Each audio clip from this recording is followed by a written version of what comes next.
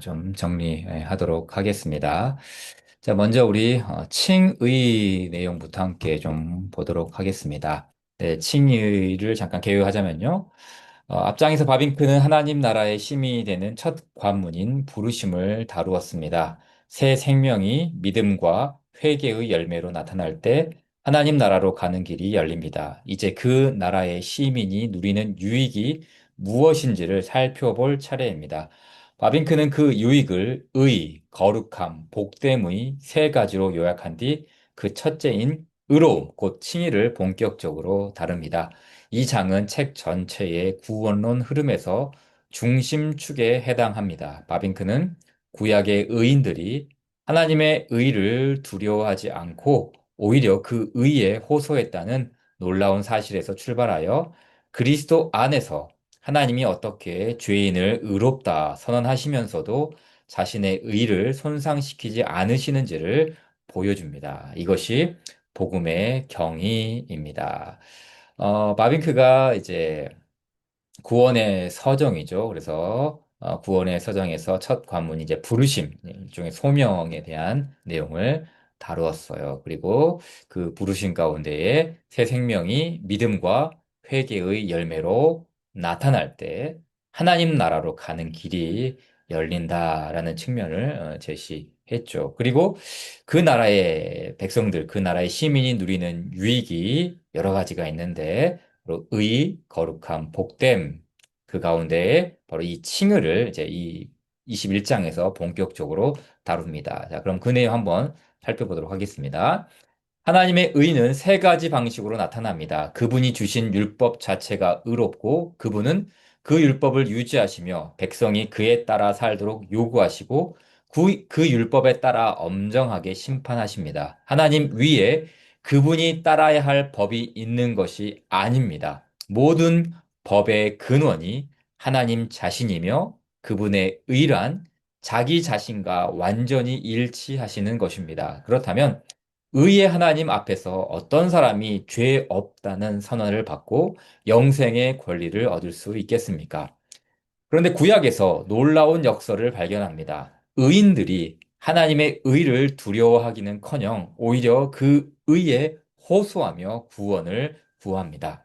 우리는 통상 하나님의 공의와 자비를 대립시킵니다. 공의로는 정죄되고 자비로 구원받는다고 생각합니다. 그러나 구약의 성도들은 하나님의 의와 은혜, 선하심과 신실하심을 하나로 묶어 고백합니다. 이것이 가능한 이유는 하나님이 언약에 자신을 묶으셨기 때문입니다. 하나님은 자발적으로 자기 백성과 관계를 맺으셨고 자신의 이름과 언약과 맹세를 걸고 그 백성을 구원하겠다고 약속하셨습니다. 백성의 공로 때문이 아니라 하나님 자신 때문입니다. 바빙크는 이 구약의 호소가 신약에서 어떻게 성취되는지를 보여주는 대로 나아갑니다. 그리스도가 오셔서 삶과 죽음으로 모든 의를 성취하셨습니다. 바울은 율법의 의와 믿음의 의를 선명하게 대비시킵니다. 율법은 거룩하고 선하지만 죄 아래에 있는 인간에게 율법은 요구만 할 뿐 아무것도 주지 않습니다. 오히려 죄를 불러 일으키고 저주 아래 놓을 뿐입니다. 그러나 하나님은 율법과 별도로 복음 안에서 자신의 의를 나타내셨습니다. 그리스도를 화목제물로 세우시고 그를 믿는 믿음을 의로 여기심으로써 죄인을 의롭다 하시면서도 자신은 완전히 의로우신 분으로 남으십니다. 바빙크는 이를 복음의 신비라고 부릅니다. 하나님이 율법에서 가장 엄격히 금하시는 일, 곧 악인을 의롭다 하는 일을 하나님 자신이 행하시되 자신의 의를 손상시키지 않으시면서 행하시기 때문입니다. 골고다의 십자가에서 의와 은혜가 하나로 만났습니다. 칭의는 법정적 행위인 동시에 은혜로운 행위입니다.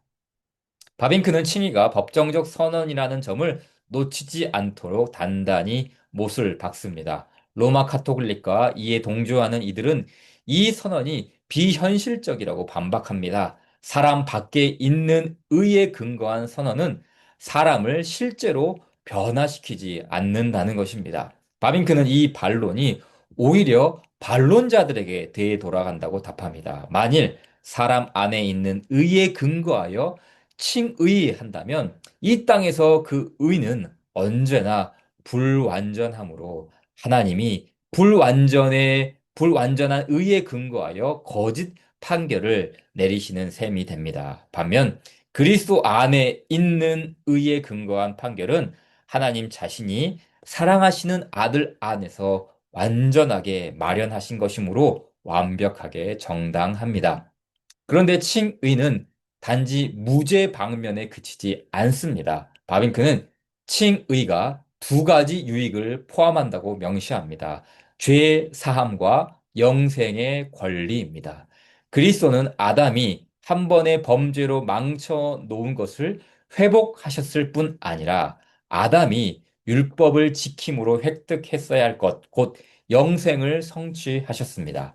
죄 사함이 죄책의 짐을 벗겨주는 것이라면 영생의 권리는 하나님의 영광과 복된 교제에 참여할 자격을 부여하는 것입니다. 여기서 바빙크의 시선은 더 넓어집니다. 칭의를 통해 율법의 요구와 저주로부터 해방된 신자는 만물과의 관계도 달라집니다. 하나님과 화해하면 만물과도 화해합니다. 하나님과 바른 관계에 서면 세상과도 바른 관계에 서게 됩니다. 세상이 여전히 고통을 줄 수 있지만 담대함을 빼앗을 수는 없습니다. 하늘 아버지의 자녀로서 무엇을 먹고 마시고 입을지 염려하지 않으며 시련 속에서도 하나님의 사랑의 표징을 발견합니다. 모든 것이 하나님을 사랑하는 자들에게 합력하여 선을 이룹니다. 이것이 칭의에서 흘러나오는 자유입니다. 자, 우리가 잠깐 그 칭의의 유익을 봤을 때 이제 칭의가 그러니까 믿음의 열매로서 우리에게 주어진다라고 생각하는데 물론 맞는 말이죠.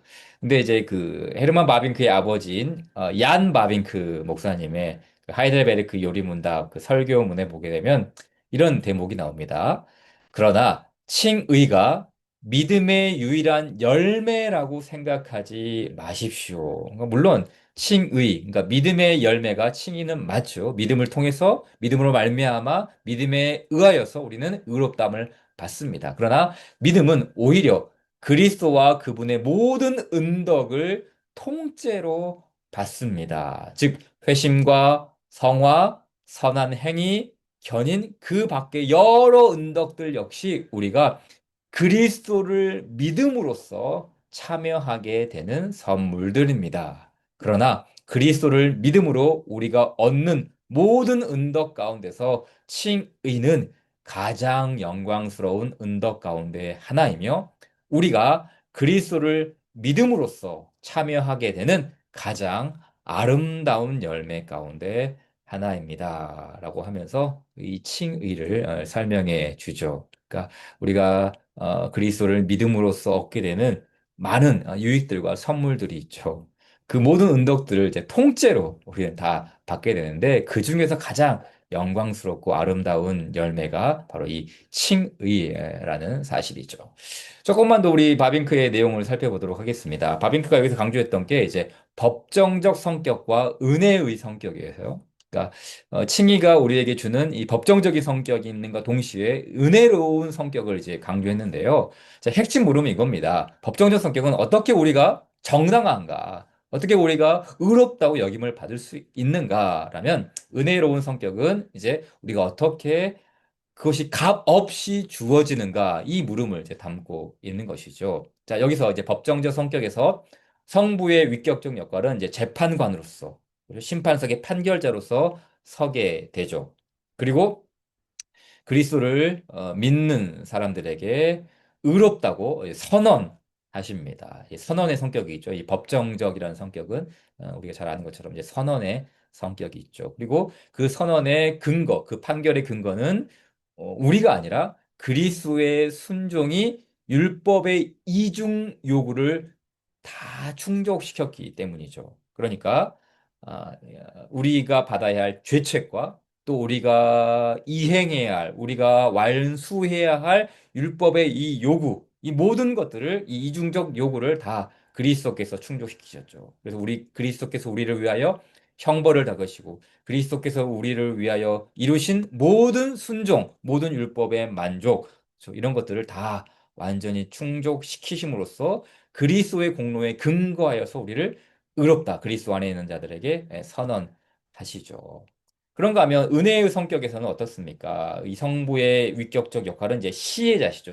그렇죠? 자유로운 사랑의 수여자로서 우리에게 이 칭의의 은혜를 수여하십니다. 그래서 행위의 성격은 수여와 정가이고 판결의 근거는 우리 바뀝니다. 그렇죠. 우리 바뀌죠. 그리스도께서 우리 밖에서 그 모든 요구를 충족시켰던 것처럼 그리스도 안에만 이것이 있는 것이죠. 그래서 여기서 이제 반대되는 게 뭡니까? 주입된 의죠. 그렇죠. 로마 카톨릭에 주입된 의. 그러니까 그 주입된 의가 우리 안에 들어와서 우리를 실제로 의롭게 변화시키는 것. 여기에 근거해서 우리를 칭의한다, 우리를 의롭다라고 말하는 것이 이제 로마 카톨릭의 관점이었는데 그게 아니라 주입된 의가 아니라 우리 밖에 있는 그리스도 의가 이 모든 유혹을 충족시킨 그리스도 의가 그리고 그것을 우리가 믿음으로 받아들일 때 수요와 정가를 통해 받아들일 때 이 그리스도 안에 있는 실제적인 성격 그렇죠. 의롭다함이 우리 가운데 선언된다는 것이 법정적 성격과 은혜로운 성격의 모습이죠. 그렇기 때문에 원리는 뭡니까? 하나님의 의입니다. 하나님의 의. 법정적 성격의 원리는 하나님의 의, 죄값의 지불이죠. 그렇죠? 우리를 위하여 모든 죄값을 지불하신 그리스도의 의, 그리고 우리를 위하여 다 그리스도 율법을 충족시키신 그리스도의 그 완전한 순종, 그죠? 수동적인 순종, 능동적인 순종, 이 모든 것들이 다 원리가 되는 것이고, 그런가 하면 은혜의 성격에서는 이 모든 것들이 다 하나님의 긍휼과 순전한 은혜로 우리에게 선물로 주어집니다. 자, 여기서 이제 일어나는 일이 중요하죠. 일어나는 일. 어떤 일이 일어납니까? 법적 관계의 변화입니다. 법정적 성격에서는 죄인이 의롭다고 선언이 됩니다. 그렇죠? 그러니까 죄인이 의인이 되는 건 아닙니다. 그렇죠? 실제적인 이 주입된 의가 우리 안에 들어와서 우리가 의인 같은 어떤 실제적인 의의 성격이 일어나는 게 아니라 여전히 우리는 죄인이죠. 여전히 우리는 죄 가운데 있는 존재이죠. 그럼에도 불구하고 하나님께서 우리를 의롭다고 선언해 주십니다. 그리고 은혜의 성격에서는 이 소유권이 다 이전이죠. 그리스도께, 그리스도가 내 것이 되고, 그리스도께서 이루신 모든 공로와 유익들이 나의 것이 되는 것. 이 은혜의 성격에서 이루어지는 일입니다. 하지만 일어나지 않는 일도 있죠. 뭡니까? 도덕적 변화입니다. 네, 도덕적 변화. 그러니까 여기서 이제 칭의와 성화가 구별이 됩니다. 네.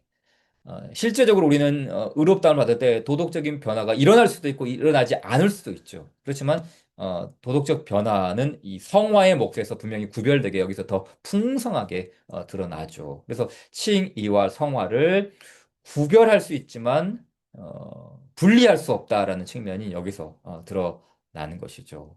또 은혜로운 성격에서는 은혜의 통로에서조차 공로가 발생하지 않는다. 이게 무슨 말이냐면 여기서는 이제 그 학론파, 알미니우스파들을 이제 반대하는 것이죠. 그러니까 그들은 믿음 때문에, 그러니까 믿음이 우리를 의롭다 한다. 그러니까 믿음을 굉장히 강조하죠. 우리가 믿기 때문에. 네.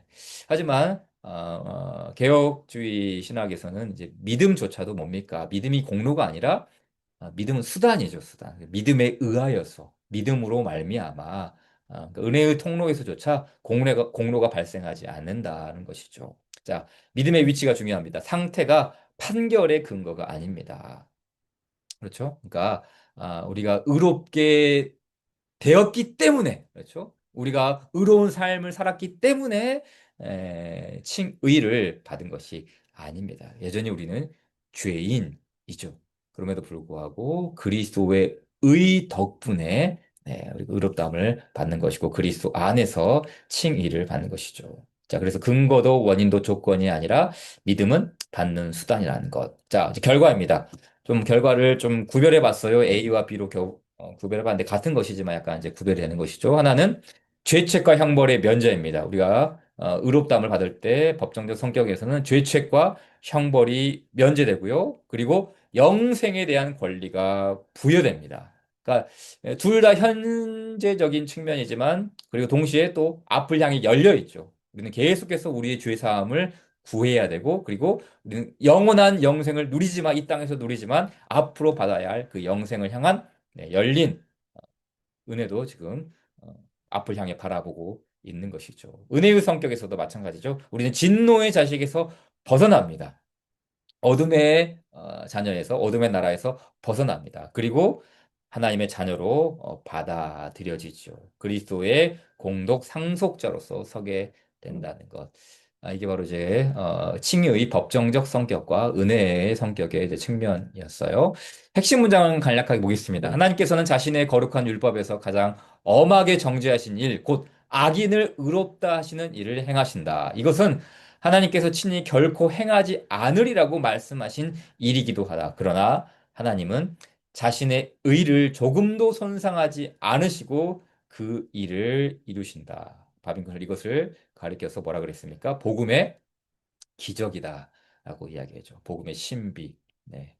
바빙크가 칭의 교리의 핵심을 한 문장으로 압축한 대목입니다. 하나님의 공의와 은혜가 어떻게 십자가에서 만나는지 그 불가능해 보이는 일이 어떻게 가능한지를 가장 날카롭게 보여주었습니다.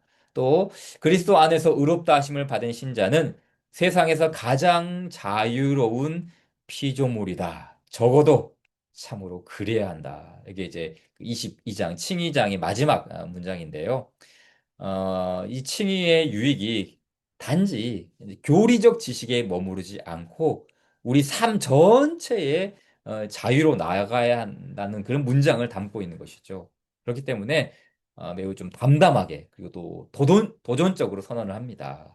적어도 참으로 그래야 한다. 그러니까 우리가 칭의의 유익을 교리적으로는 많이 듣지만 이것을 체감하는 것, 그렇죠? 우리의 삶 속에서 이 칭의의 유익을 체감하는 것은 또 다른 별개의 문제라는 것이죠. 그렇기 때문에 우리는 의롭다함을 받았지만 여전히 우리는 동시에 죄인이죠. 그래서 우리는 주기도에서 가르쳐 주신 기도문을 따라서 어떻게 기도합니까? 우리의 죄를 사하여 주옵소서. 그렇죠? 우리가 우리에게 죄 지은 자를 용서하여 준 것 같이 우리의 죄를 사하여 주옵소서. 이 말은 뭐겠습니까? 늘 칭의의 유익을 계속해서 우리가 누리며 그리고 그것을 고백하며 그리고 그 삶 속에서 아, 그것이 우리에게 체감될 수 있도록 이런 이제 간극을 조금 더 촘촘하게 좁혀 나가는 것. 그래서 적어도 참으로 그래야 한다라는 이 아주 담담하면서도 선언적인 내용을 바빙크가 우리에게 가르쳐 주고 있는 것이죠. 그래서 칭의가 단지 그냥 학문의 영역에서 신학교 교실에서 운영되는 어떤 교리적 내용이 아니라 실제 우리의 신앙생활과 삶 속에서 누리며 살 수 있는 측면을 우리 가운데 가르쳐 주었어요. 네, 오늘 칭의장은 이 정도로 한번 마무리 짓도록 하겠어요.